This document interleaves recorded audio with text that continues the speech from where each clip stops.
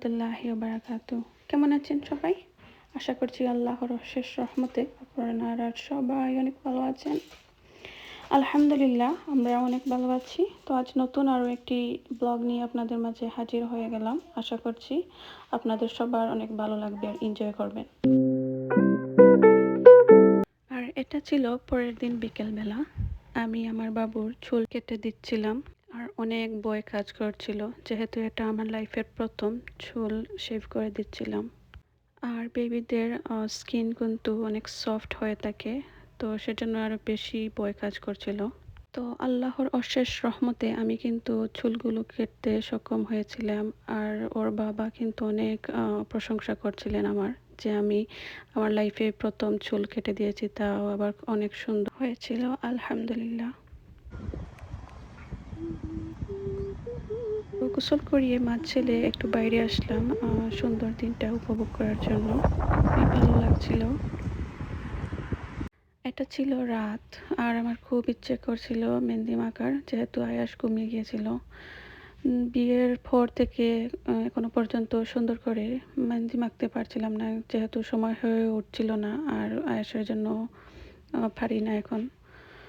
তো বিয়ের সময় কিন্তু ঠিকমতো আমি মেহেন্দি মাখতে পারিনি, যেহেতু ভাবলাম মানুষকে শুধু শুধু কষ্ট দেব, সারা রাত জাগিয়ে মেহেন্দি মাখা একটা ঝামেলা।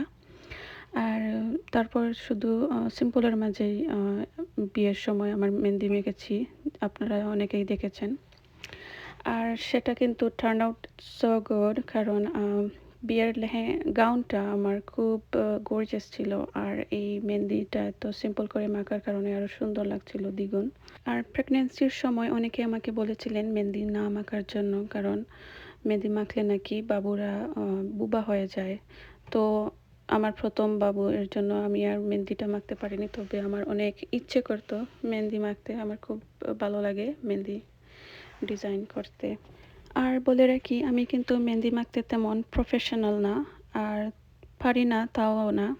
তো এটা কিন্তু শুধু ইচ্ছে থেকেই আমার।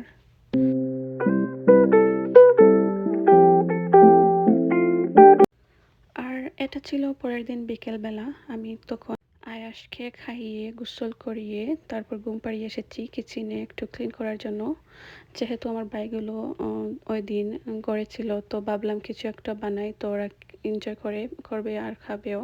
তো বাসায় এক প্যাকেট হোল গ্রেইনের পাস্তা ছিল। এটা ছিল অনেকগুলো ফাইবার, আর ছিল হালাল মিটবল।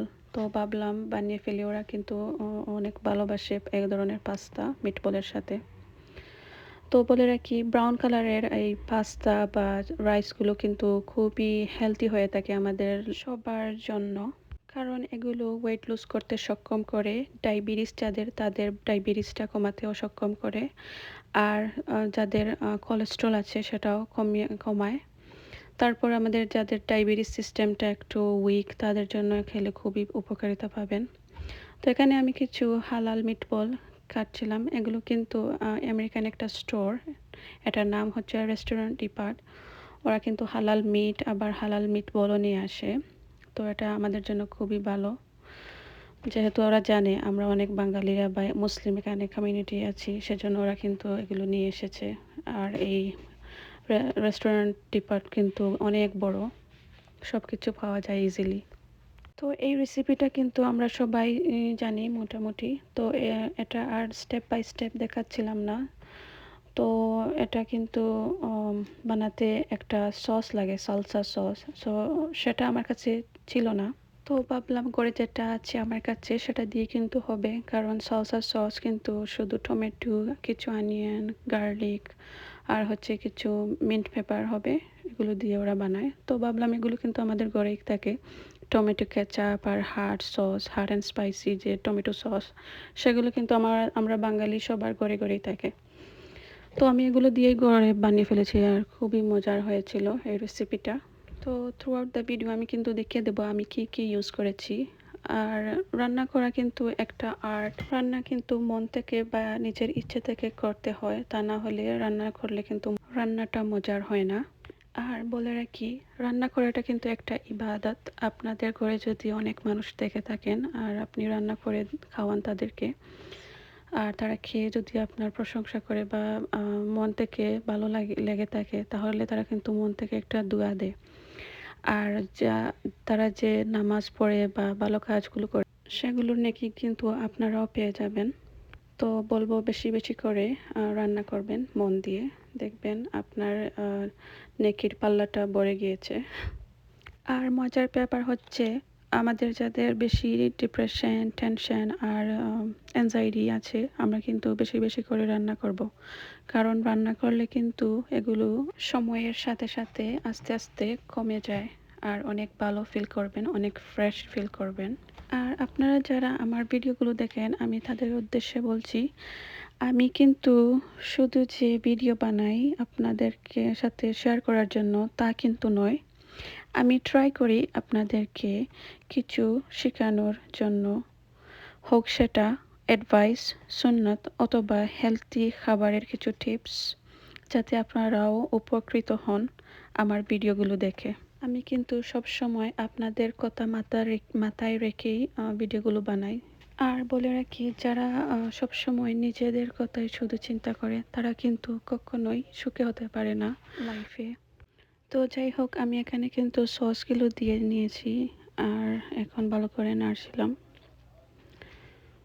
খুব সুন্দর একটা কালারও এসেছিল, অরেঞ্জিশের মতো, অরেঞ্জিশ অ্যান্ড রেড কালারের মতো, দেখতে পাচ্ছেন।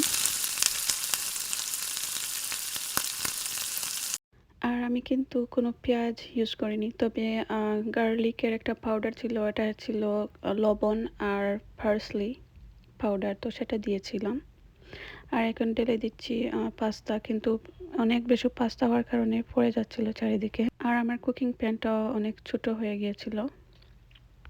তো রান্নার একবারে শেষ দিকে এসে গিয়েছিলাম। অনেক সময় ধরে আমি এগুলো কিন্তু রান্না করেছিলাম।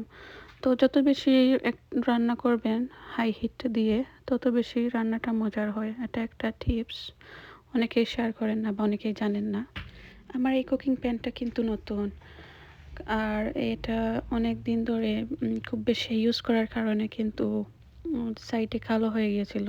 আর ভিডিওতে দেখতে পাচ্ছেন পাস্তাগুলো বারবার ফেলে দিচ্ছিলাম প্যান থেকে, কারণ অনেক বেশি হয়ে গিয়েছিল, পাস্তা নাড়া কিন্তু অসম্ভব হয়ে গিয়েছিল।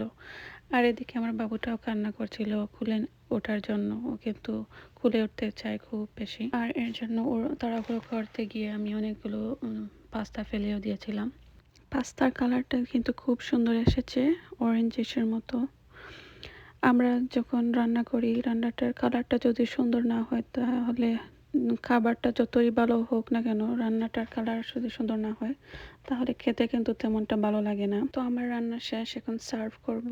আর এই তো আমার পাস্তা। তো পাস্তাটা নিয়ে ইচ্ছে করছিল বাইরে গিয়ে খাবো, কিন্তু এখানে এসে দেখি কি একটা অবস্থা, সবাই যার যার ঘরে ঘাস কাটা নিয়ে ব্যস্ত। এখানে দেখছেন সবাই একসাথে ঘাস কাটছে। আমার বাবা ঘাস কাটছিলেন, তো পাশের বাসার ভদ্রলোকও এসেছিলেন ঘাস কাটার জন্য। ঘাসগুলো কিন্তু খুব দ্রুত বেড়ে যায়। আর এখানে কিছু ফুল নিয়ে এসেছিলেন আমার আম্মু, এগুলোর কালার এত সুন্দর। আর এটা ছিল হোয়াইট কালারের, গোলাপের মতো। আর আমার বাবা কিন্তু ঘাস কাটতে পারছিলেন না, উনি ঘাস কাটতে কিন্তু খুবই স্ট্রং হওয়া লাগে, শক্তি লাগে, তো উনি পারছিলেন না, দেখতে পাচ্ছেন খুব কষ্ট করে কাটছিলেন।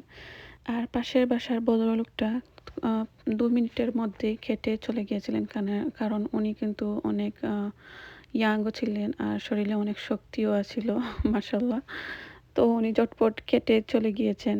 যেহেতু আমার বাবা কিন্তু অনেক আগেই ওনার আগে লেগেছিলেন ঘাস কাটতে, কিন্তু উনি তো অনেক স্লোভাবে কাজ করছিলেন, পারছিলেনও না। তো দেখতে খুব খারাপ লাগছিল, যেহেতু কাজটি করতে অনেক শক্তি লাগে। ওই দিন কিন্তু বাইরে খুব সুন্দর বাতাস বইছিল, দেখতে পাচ্ছেন গাছের পাতাগুলো নড়ছে। আমার কিন্তু বাতাস খুব ভালো লাগে, আকাশ বাতাস, তারপর প্রাকৃতিক সৌন্দর্য যেমন ফুল, এগুলো কিন্তু আমার খুব ভালো লাগে। আর বৃষ্টি আসার আগ মুহূর্তটা আমার খুবই প্রিয়। তো আমি আমার বাবুটাকে নিয়ে এখানে বসেছিলাম, ও কিন্তু খুব এনজয় করছিল, যেহেতু ঘরের ভিতরে অনেক গরম আর বাইরে যেমন বাতাস হচ্ছিল তেমনি আরামও লাগছিল। আর এই যে আমি লাইটগুলো রেখেছিলাম আগের ব্লগে, সেগুলো আবার তুলে নিচ্ছি, কারণ উনি এই জায়গাটা ক্লিন করেননি এই লাইটগুলো থাকার কারণে। তো বলছিলাম যে এগুলো কেটে নেওয়ার জন্য আমি এগুলো তুলে নিচ্ছি। ওখানে অনেকগুলো পোকা ছিল, তো আমি খুব স্পিডে কাজ করছিলাম। আর দেখতে পাচ্ছেন খুব সুন্দর লাগছে, ঘাস কাটার পর কিন্তু খুব সুন্দর লাগে। উনি কিন্তু কেটে চলে গিয়েছেন অলরেডি। এই যে আমরার বিশাল গাছটা আমার এত ভালো লাগে। আর কয়েকদিন আগে আমি দেখেছিলাম আমাদের এখানে ধনে পাতার চারাগুলো। এখন দেখতে পাচ্ছেন এগুলো কিন্তু অনেক বড় হয়ে গেছে। আমি ট্রাই করছিলাম আপনাদেরকে মাটি থেকে দেখানোর। এগুলো অনেক বড় হয়ে গেছে, তো দেখাচ্ছিলাম, খুব সুন্দর লাগছিল, ফুলও এসে গেছে। আর এই যে কর্নারে একটা ফুল গাছ, এটাতে কিন্তু ফুল এসেছে। আর এটা হচ্ছে গোলাপের গাছ, এখানে অনেকগুলো ফুলের কলি এসেছে। আর এই গাছটা আমি কিন্তু প্রথমে দেখিয়েছিলাম আমার প্রিভিয়াস ভিডিওতে, অনেক স্টেম এসেছিল শুধু। আর এখন দেখতে পাচ্ছেন এখানে কিন্তু অনেকগুলো পাতা এসে, পাতাগুলো বড় হয়ে যাচ্ছে। দেখতে পাচ্ছেন খুব দ্রুত এগুলো বাড়ছে, মাশাআল্লাহ। আর এই যে ফ্লাওয়ার গাছটা এত সুন্দর লাগছিল, আমার ফুল এত ভালো লাগে জানি না, আমি শুধু প্রশংসা করেই যাই দেখলে। আর এটার কালার এত কিউট, এত হার্ট, এটার কালার যেমন হার্ট, এটার নামটাও কিন্তু হার্ট পিঙ্ক। তো খুব সুন্দর, খুব আকর্ষণীয়, এটা কিন্তু অ্যাট্রাক্ট করে, খুব অ্যাট্রাকটিভ একটা ফ্লাওয়ার। সবগুলোই কিন্তু ফুটে গেছে অনেকটা, মাশাআল্লাহ। আর দেখতে পাচ্ছেন অনেকগুলো ফুলের কলি এসেছে। যখন এগুলো একসাথে ফুটবে তো ভালো লাগবে। তো এটা ছিল মাগরিবের পর, আর আমার মাথায় খুব ব্যথা করছিল, তো ভাবলাম 1 কাপ গরম গরম চা সাথে ক্রোসান্টটা খেলে খুব ভালো লাগবে। আর বাতাসও বইছিল, আর আমার রুমে কিন্তু অনেকটা গরম লাগে, তো ভাবলাম এখানে এসে বসি উইন্ডোটা খুলে। এটা উইন্ডোটা কিন্তু আমি পুরো খুলে দিয়েছিলাম, যাতে আমি ফিল করি যে আমি বাইরে বসে বসে চাটা খাচ্ছি আর এই সুন্দর ফুলগুলো দেখছি, আর সাথে এই সালার লাইটগুলো। তো আয়াস কিন্তু তখন ঘুমাচ্ছিল, তো ভাবলাম একটু বসি ওখানে গিয়ে একটু রিল্যাক্স করি, যেহেতু বাচ্চাটাকে নিয়ে সব সময় দেখা যায় ওর সাথে থাকি, তো একটু রিল্যাক্স করব ভেবে এসে বসেছিলাম। আর এই ক্রোসানগুলো এত মজার, আপনারা যারা আমেরিকায় আছেন ট্রাই করে দেখবেন। এগুলো কিন্তু আমাদের আলদি থেকে নেয়া। আর খুব সুন্দর এই ফুলগুলো, আর এই গাছটা আমার খুব ভালো লাগছিল, যেহেতু এখানে ঘাস কাটা হয়েছে, তো বাহিরটা খুব সুন্দর লাগছিল। আর এই ধনেপাতার গাছগুলো কিন্তু খুব সুন্দর লাগছিল, ছোট ছোট সাদা ফুল। ফুল দেখলে কিন্তু মন ভালো হয়ে যায়, সেজন্য আমি একটু বেশি ফুল ভালোবাসি। চারিদিকে মৃদু বাতাস, তার উপরে সুন্দর দৃশ্য, ফুল, সব মিলিয়ে কিন্তু খুব ভালো একটা সময় কাটাচ্ছিলাম। তো দেখতে দেখতে ভিডিওর একেবারে এন্ডে চলে এসেছি। তো আশা করছি আপনারা সবাই ভিডিওটা এনজয় করেছেন। আর এনজয় করে থাকলে আমাকে লাইক, কমেন্ট আর সাবস্ক্রাইব করতে ভুলবেন না। আল্লাহ হাফিজ।